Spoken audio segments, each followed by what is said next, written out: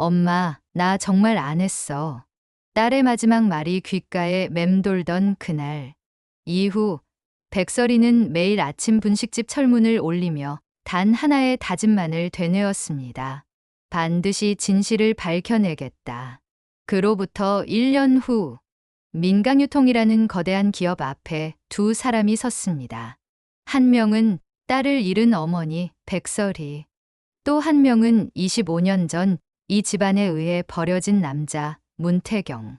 그들이 손에 쥔 건 단 하나, 민강유통이 20년 넘게 숨겨온 비밀의 증거였습니다. 하지만 그들은 몰랐습니다. 민강유통 내부에서는 이미 권력을 향한 사륙전이 시작되고 있었다는 것을. 회장 민두식의 딸 민경채, 그녀를 따르던 법무팀장 김선재, 그리고 그 뒤에 숨겨진 또 다른 비밀, 민세리, 모두가 서로를 의심하고 서로를 무너뜨리려 하는 이 집안에서 과연 누가 진짜 태양을 삼킨 사람일까요? 그리고 백설이와 문태경은 자신들의 복수를 완성할 수 있을까요? 오늘부터 시작되는 이야기, 태양을 삼킨 여자에서 그 모든 진실이 하나씩 드러납니다. 복수와 배신, 거짓과 진실이 뒤엉킨 이 이야기가 궁금하시다면 지금 바로 구독과 좋아요 부탁드립니다. 그날 새벽, 서울 동쪽 하늘이 채 밝기도 전에 외마디 비명이 어둠을 찢었습니다. 사람들은 몇 시간 뒤에야 알게 됩니다. 민강유통의 후계 구도가 거짓된 피 한 방울로 얼마나 쉽게 무너질 수 있는지를 아직 아무도 모릅니다. 누가 누구의 딸인지, 누가 진실을 숨겼고, 누가 그 대가를 치르게 될지. 하지만 단 하나의 진실만은 명확했습니다. 오늘 한 집안이 숨겨온 모든 죄들이 한꺼번에 터져 나온다는 것. 백설이는 그날 새벽 분식집 철문을 올리다 핏기 없는 손을 멈췄습니다. 미소가 마지막으로 메고 다니던 교복 가방이 문 앞에서 바람에 흔들리고 있었기 때문입니다. 가방끈이 바람에 날릴 때마다 설이의 심장도 함께 흔들렸습니다. 아이가 떠난 지 1년이 되었는데도 엄마 다녀왔어. 하며 돌아올 것 같은 허무한 착각이 매일 찾아왔습니다. 그 착각이 찾아올 때마다 설이는 스스로에게 되물었습니다. 내가 미쳐가는 건가? 아니면 이게 정상인 건가? 설이의 표정은 고요했습니다. 하지만 그 속에서는 매일 무언가가 타들어가고 있었습니다. 분노가 아니었습니다. 분노는 이미 오래전에 증발해버렸습니다. 지금 그녀 안에서 타오르는 건 더 차갑고 더 단단한 것이었습니다. 복수라는 이름의 얼음 같은 결이었습니다. 민강유통 내들이 만든 세상이니까. 이제 내가 끝장을 보겠다. 그녀는 그렇게 속으로만 되뇌며 사람들 앞에서는 웃음 띤 얼굴을 유지했습니다. 손님들은 몰랐습니다. 떡볶이를 내오는 그 손이 김밥을 써는 그 손가락이 얼마나 떨리고 있는지. 하지만 누구도 몰랐습니다. 설이가 이미 폭발 직전에 화약통이 되어 있다는 사실을. 그 시각, 또 한 사람. 미국에서 돌아온 문태경은 공항에서 첫 발을 내딛는 순간부터 민강유통, 건물 유리벽을 향해 미세한 미소를 지었습니다. 25년 동안 숨긴 죄 이제 계산하자. 그의 말투에는 분노보다 차갑게 가라앉은 결의가 묻어 있었습니다. 태경은 비행기 안에서 내내 생각했습니다. 자신이 버려진 그날을, 공항이 아니라 어느 시설 앞에 세워졌던 검은색 세단을, 차 안에서 자신을 내려다보던 그 남자의 얼굴을. 태경도 알고 있었습니다. 자신이 버려진 이유, 되돌아올 수 없었던 이유, 그리고 누가 그를 입양 리스트에 올렸는지, 그 답 모두가 민강유통의 심장 속에 숨어 있다는 것을. 오늘 백설이와 문태경, 두 사람이 처음으로 같은 목표를 바라본 날이었습니다. 그 목표는 단 하나였습니다. 민강유통을 뒤집는다. 그리고 이 집안을 피눈물로 무너뜨린다. 분식집 안은 좁고 누추했지만 설이에게는 전쟁터이자 생존처였습니다. 그녀는 하루에도 몇 번씩 미소의 마지막을 떠올렸습니다.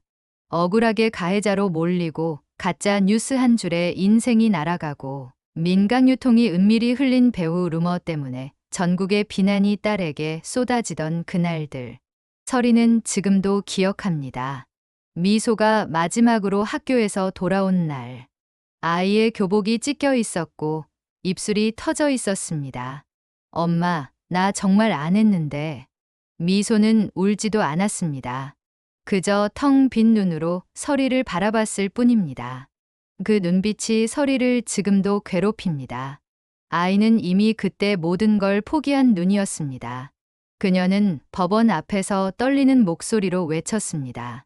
저희 아이, 억울합니다. 제발 제대로 봐주세요. 하지만 돌아온 건 무서운 침묵, 그리고 잘 짜인 프레스 릴리스뿐이었습니다. 누군가는 자료를 숨겼고, 누군가는 CCTV 조작했고, 누군가는 설이를 조용히 사라지게 압박했습니다. 전화가 왔습니다.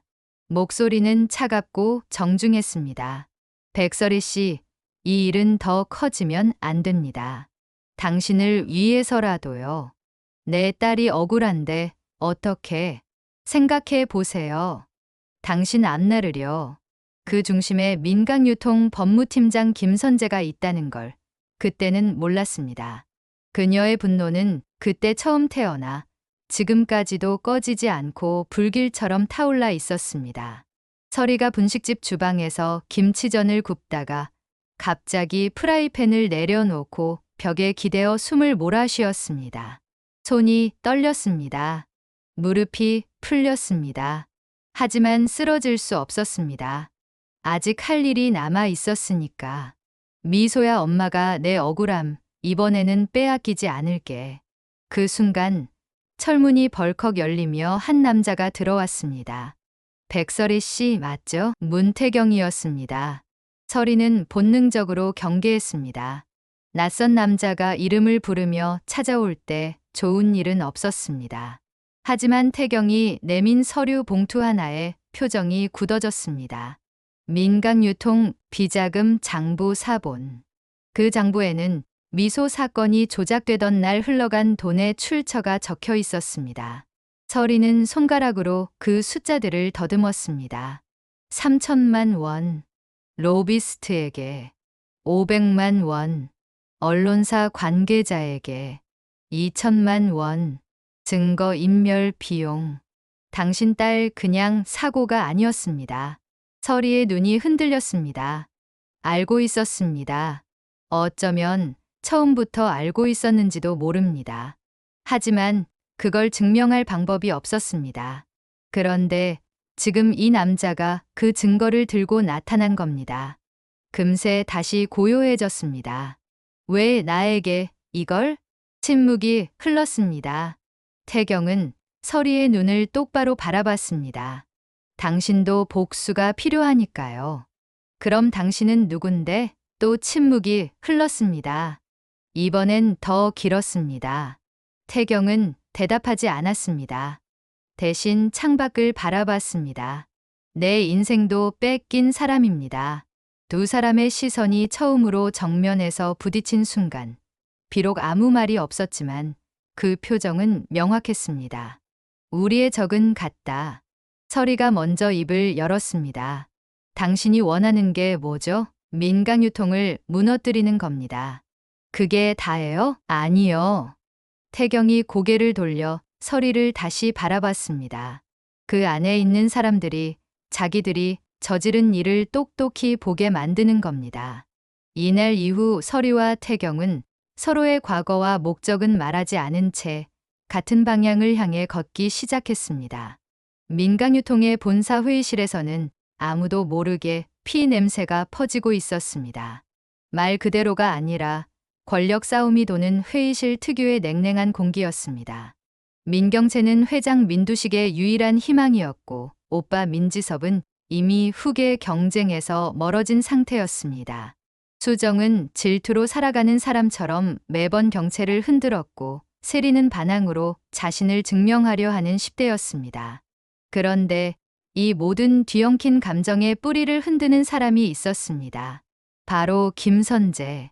선재는 경채의 신뢰를 얻기 위해 언제나 충성을 내세웠지만 그가 진짜로 충성하는 대상은 권력 그 자체였습니다. 그는 알고 있었습니다.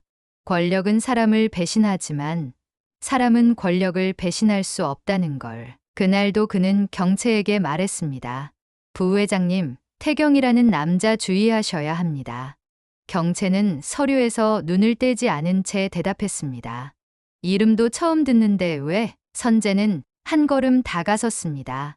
그가 들고 온 정보가 심상치 않습니다. 흔히 말하는 치명적인 카드입니다. 경채의 손이 멈췄습니다. 그녀는 천천히 고개를 들어 선재를 바라봤습니다. 어떤 정보? 아직 확인 중입니다만. 확인도 안 된 걸 가지고 왜 나를 찾아와? 침묵이 흘렀습니다. 선재는 대답하지 못했습니다. 경채의 표정이 순간 날카로워졌습니다. 그 남자가 누구 편이든 상관없어. 우리 집안에 손대면 끝이야. 네, 부회장님. 하지만 선재는 속으로 생각했습니다. 끝나는 건 그 남자가 아니라 당신일 수도 있습니다. 그는 이미 알고 있었습니다. 태경의 귀환은 단순한 복수가 아니라 민간유통이 20년 넘게 숨겨온 부패의 기록을 모두 드러낼 시한폭탄이라는 것을. 그리고 바로 그날 오후 선재는 경채의 눈을 피해 몰래 한 통의 전화를 걸었습니다. 예, 회장님. 전화 너머에서 민두식의 목소리가 들려왔습니다. 문태경이 돌아왔습니다. 확실한가? 네, 공항 입국 기록 확인했습니다. 긴 침묵이 흘렀습니다. 선재는 그 침묵의 무게를 알고 있었습니다. 제가 처리하겠습니다. 방법은? 선재가 낮게 웃었습니다. 방법은 강하게 갈까요? 그는 웃고 있었지만 그 웃음은 오래 가지 못할 운명이었습니다. 왜냐하면 그가 모르는 곳에서 이미 두 사람이 움직이고 있었기 때문입니다. 백설희, 문태경. 둘은 아직 서로를 완전히 믿지 않았지만 한 가지는 알고 있었습니다. 민간유통 안에서 누군가가 곧 무너진다. 그리고 그 사람은 선재가 될 수도, 경채가 될 수도, 두식이 될 수도 있었습니다. 하지만 아무도 예상하지 못한 건 저 안쪽에서 조용히 타고 있던 또 다른 폭탄. 민셀이라는 아이의 존재였습니다. 세리는 자신의 방에서 이 모든 걸 지켜보고 있었습니다. 아무도 모르게, 아무도 신경 쓰지 않게. 그 아이는 알고 있었습니다. 이 집안의 어른들이 얼마나 더러운지, 그리고 자신이 언젠가 그 더러움의 증거가 될 거라는 것도. 그 아이의 비밀이 공개되는 순간 민간유통이라는 거대한 집안은 돌이킬 수 없이 찢어지게 될 것이었습니다. 그리고 바로 그 밤, 그 폭탄의 뇌관이 움직이기 시작했습니다. 그날 밤 서울의 하늘은 유난히 흐렸고 민간유통 본사 유리창 하나가 번개에 잠시 파랗게 물들었습니다. 그리고 그 빛 속에서 문태경은 오래된 금고를 열고 있었습니다. 금고 안에는 누렇게 변한 파일 한 뭉치, 그 위에 라벨 하나가 붙어 있었습니다. 입양, 목록, 비공개. 태경은 숨을 길게 들이켰습니다. 심장이 빠르게 뛰었습니다. 25년을 기다린 순간이었습니다. 그 파일 속에는 자신과 비슷한 나이의 아이 이름 5개가 적혀 있었고 마지막 장에는 붉은 펜으로 문태경 사유 회장 지시라고 적혀 있었습니다. 회장이 나를 직접? 그는 한동안 움직이지 못했습니다. 손이 떨렸습니다. 파일을 쥔 손가락에 힘이 들어가 종이가 구겨졌습니다. 그러다 이가 부딪힐 만큼 작은 소리로 중얼거렸습니다. 내 인생을 내가 골랐단 말이야. 그 순간 뒤에서 인기척이 들렸습니다. 그 파일, 당신이 볼 만한 게 아닐 텐데요. 김선재였습니다. 그는 한 손에 조용히 꺼낸 USB를 들고 태경을 바라봤습니다. 그의 얼굴에는 미소가 없었습니다. 그만하죠. 당신이 찾는 답 이미 알고 있는 사람 많습니다. 태경은 파일을 내려놓지 않았습니다. 왜 숨겼죠? 지키기 위해서죠. 누구를? 회장을? 선재가 낮게 웃었습니다. 아니요. 저 자신을요. 침묵이 흘렀습니다. 두 사람은 서로를 바라봤습니다. 선재가 먼저 시선을 돌렸습니다. 그는 태경에게 거의 속삭이듯 말했습니다. 당신이 입양된 이유, 그건 단순한 우연이 아닙니다. 당신은 불편한 존재였어요. 그래서 없애버린 겁니다. 깨끗하게. 그 말은 칼날처럼 뇌를 꿰뚫었고 태경의 손끝이 미세하게 떨렸습니다. 그는 되물었습니다. 불편한 존재, 5살짜리 아이가? 5살짜리 아이가요? 선재의 목소리는 차가웠습니다. 하지만 회장님도 알고 계신 것 같더군요. 뭐라고? 그래서 요즘 많이 흔들리시는 것 같아요. 선재는 태경을 똑바로 바라봤습니다. 결국 당신은 돌아오면 안 되는 사람이었습니다. 선재는 태경을 비웃듯 지나치며 말을 남겼습니다. 경채 씨가 당신을 알게 되면 흥미로운 일이 벌어지겠죠. 태경은 그 순간 깨달았습니다. 이 집안은 이미 내부에서 썩어 있었고 누구나 서로를 먹기 위해 물고 뜯을 준비가 되어 있었습니다. 그리고 자신은 그 먹이 사슬의 맨 끝에 있는 사람이었습니다. 하지만 태경은 알지 못했습니다. 그가 손에 든 입양 파일 뒤쪽에는 민강유통 비자금 장부 원본이 숨겨져 있다는 것을, 그리고 그 장부는 미소 사건과 직접 연결되는 유일한 증거였습니다. 다음 날 아침 서울 가정법원 앞은 이상한 열기로 가득했습니다. 기자들은 좁은 복도에 몰려 있었고 카메라는 연신 터지는 플래시 속에서 민경채와 민두식의 등장만을 기다리고 있었습니다. 하지만 이날 법정의 주인은 그들이 아니었습니다. 이날의 중심은 백설이였습니다. 철문을 밀고 들어오는 서리의 손에는 온갖 영수증과 상담 기록들이 묶인 두꺼운 파일이 들려 있었습니다. 미소가 생전에 남긴 기록, 딸이 억울하게 매도되던 날의 진단서, 민강유통 로비에서 몰래 찍힌 CCTV 캡처본까지, 그리고 마지막 페이지에는 미소의 이름이 도려낸 조사 보고서 한 장이 있었습니다. 서리는 방청석을 가득 채운 사람들에게 시선을 한 번만 주고 법정으로 들어갔습니다. 그 눈빛은 공포도 아니고 슬픔도 아닌 마침내 칼을 들고 올라온 사람의 눈이었습니다. 재판장은 침착하게 말했습니다. 백설이 씨, 오늘은 미소 양 사건의 재조사 관련 서류를 검토하는 날입니다. 새로운 증거가 있다고 하셨죠? 서리는 잠시 침묵했습니다. 숨을 고르는 시간이었습니다. 네, 있습니다. 서리는 담담히 서류를 내밀었고 그 순간 방청석에서는 작은 웅성거림이 일었습니다. 하지만 정말로 폭발한 것은 다음 순간이었습니다. 재판장이 파일을 넘기며 말했습니다. 이 CCTV 민강유통법무팀에서 내부적으로만 관리하던 영상 아닙니까? 그 말에 방청석에 섞여 있던 김선재의 얼굴이 순간적으로 창백해졌습니다. 그는 자신도 모르게 의자를 움켜쥐었습니다. 서리는 재판장을 똑바로 바라보며 대답했습니다. 그 영상은 제 손으로 훔친 게 아닙니다. 침묵이 흘렀습니다. 재판장이 물었습니다. 그럼 누가 제공했습니까? 또 침묵이 흘렀습니다. 서리는 대답하지 않았습니다. 방청석의 모든 시선이 그녀에게 쏠렸습니다. 민강유통 내부자입니다. 법정이 그대로 얼어붙었습니다. 누구도 예상하지 못했습니다. 이 소리 없는 폭발이 누구를 겨누는지를. 민경채가 숨을 깊게 들이켰고 민두식의 지팡이가 바닥을 강하게 찍었습니다. 누굽니까? 내부자가 누구라고 했습니까? 재판장이 경고했습니다. 회장님, 정숙하십시오. 하지만 서리는 시선을 단 한 번도 흔들지 않았습니다. 그녀는 침묵 속에서 힘을 모았습니다. 이름은 밝힐 수 없습니다. 왜 밝힐 수 없습니까? 그 사람의 안전 때문입니다.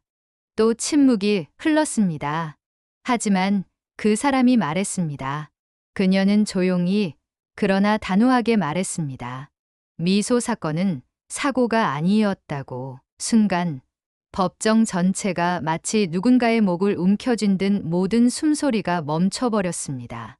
그리고 맨 뒤쪽에 앉아 있던 김선재가 손에 쥐고 있던 펜을 떨어뜨렸습니다.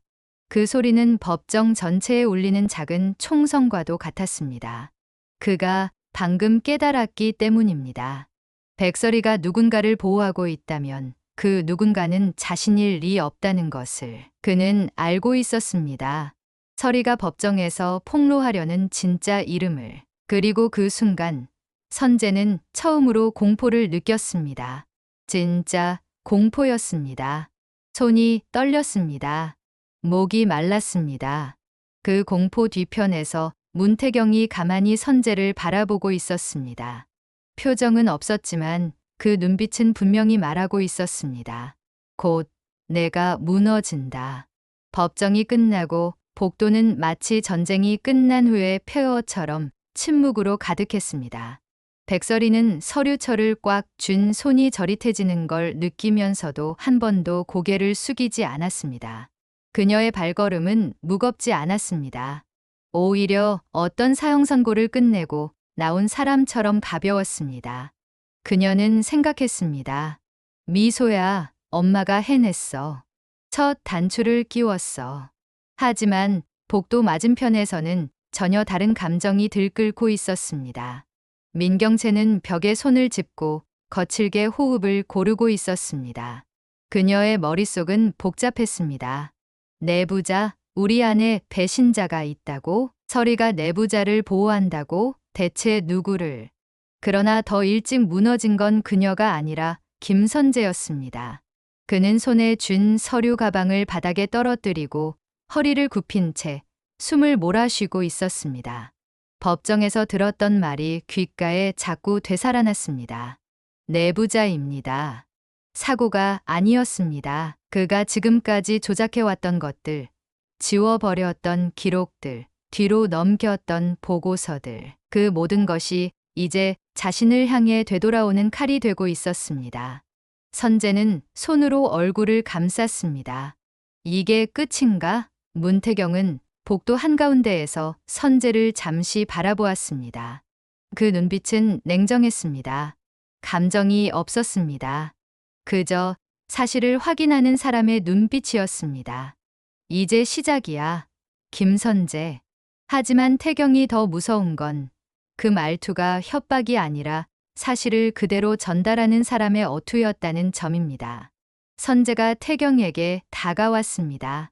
그는 말 그대로 얼굴이 하얗게 질린 상태였습니다. 눈빛이 흔들렸습니다. 이거 당신이 퍼뜨린 겁니까? 태경은 표정 하나 변하지 않았습니다. 아니요. 침묵이 흘렀습니다. 선재는 기다렸습니다. 태경은 단호하게 말했습니다.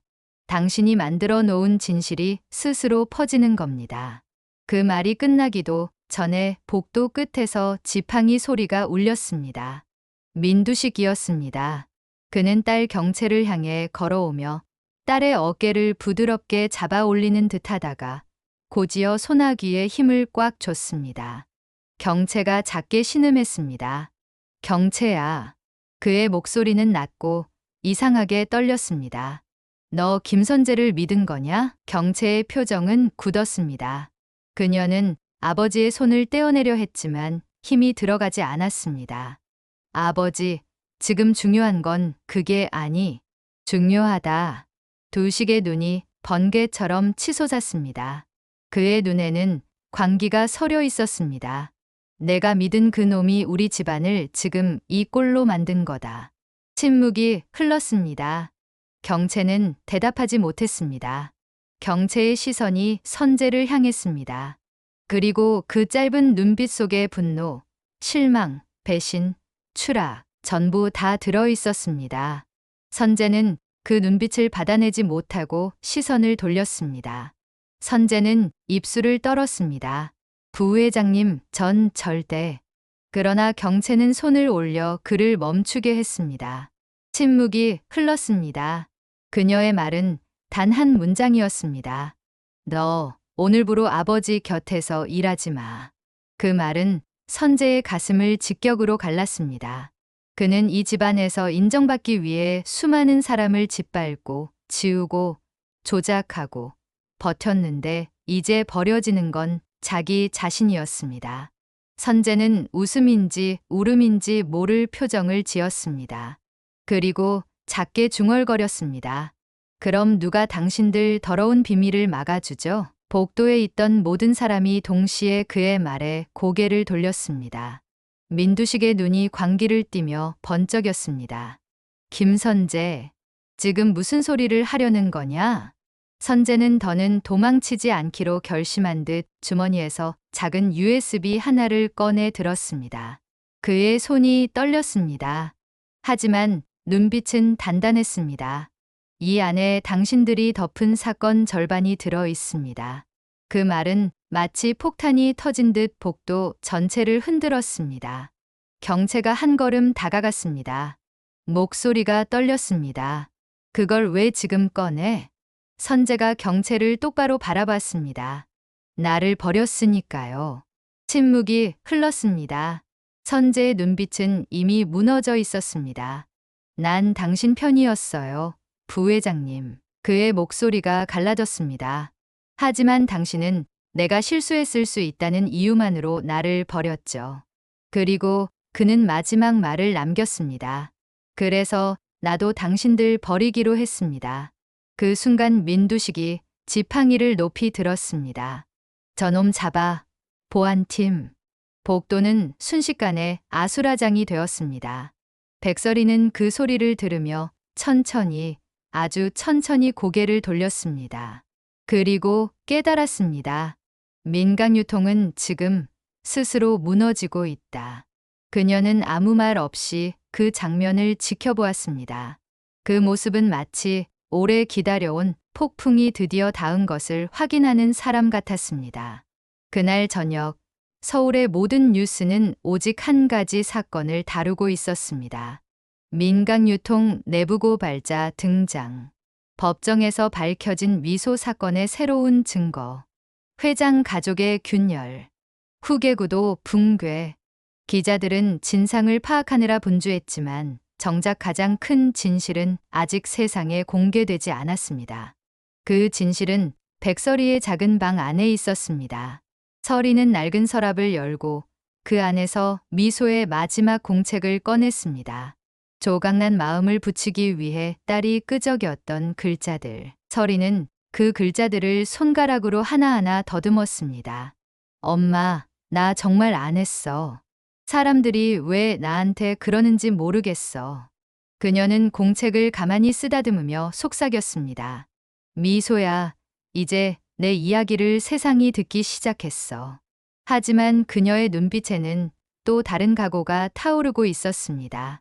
그리고 엄마는 절대 멈추지 않을 거야. 그 시각, 문태경은 자신의 원룸 책상 위에 위를 올려두었습니다. 그 안에는 선재가 빼돌렸다는 증거보다 더 오래된 기록이 있었습니다. 태경이 미국에 보내지던 날의 문서. 그 문서의 마지막 줄은 그의 운명을 바꿔 놓았습니다. 민두식 직접 지시 아이를 외부로 보낼 것. 그 글자를 바라본 태경은 한참 동안 아무 말도 하지 않다가 마침내 입술을 굳게 다물었습니다. 그의 눈에는 눈물이 고였습니다. 하지만 흘러내리지 않았습니다. 내가 삼킬 건 너희 집안의 태양이다. 멀리서는 민경채가 민두식의 집무실 문 앞에서 손을 떨며 서 있었습니다. 경채는 속삭였습니다. 아버지, 이제 무슨 말을 하시려고 하셨어요? 그러나 문 안에서는 아무 대답도 오지 않았습니다.